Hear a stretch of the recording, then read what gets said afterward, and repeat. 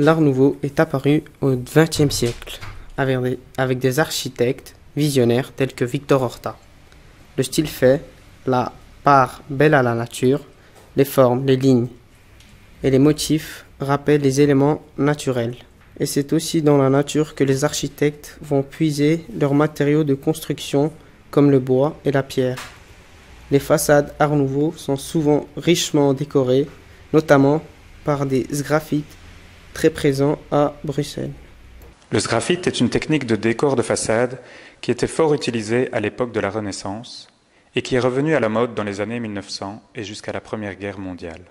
L'art du sgraffite comprend un riche répertoire stylisé, végétal, animal, symbolique, historique.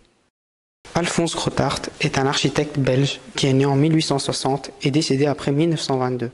Entre 1904 et 1911, il a participé à la construction de l'église néo-gothique Notre-Dame de Laken. Il assiste alors l'architecte allemand von Schmidt pour terminer la façade et les tours de l'église. Voici, au numéro 172 de l'avenue Richard Neyberg, une maison de l'architecte Alphonse Grotart. C'est une maison bourgeoise, assez large, ornée d'un vaste oriel beau window, dont la baie vitrée est particulièrement spectaculaire. Elle était décorée de plusieurs sgraffites. On peut le voir sous le toit, un sgraffite qui indique l'année de construction, anno 1910, et en dessous de la porte, une rose entourée d'une guirlande.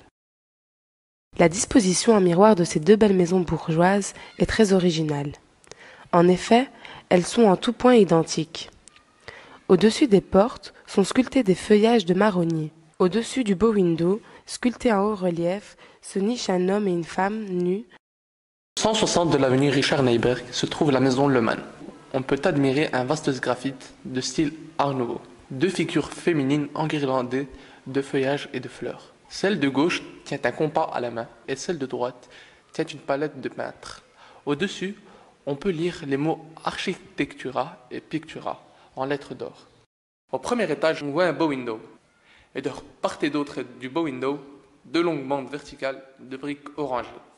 On dirait deux portes d'un palais oriental. Ce qui donne à cette façade un petit air arabisant, accentué par la dentelle de l'encadrement de pierre blanche. Au rez-de-chaussée, une porte cochère est percée d'une baie Art nouveau. Cette maison se situe au numéro 192 de l'avenue Richard Neyberg. La maison est assez étroite, mais par ses lignes verticales de pierre et de briques grises, on dirait qu'elle s'élance vers le ciel. Chaque étage s'ouvre sur des fenêtres en triptyque.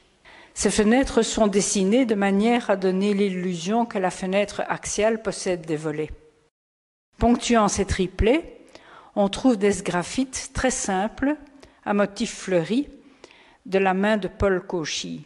Il y a beaucoup de finesse, d'élégance et de légèreté dans cette façade.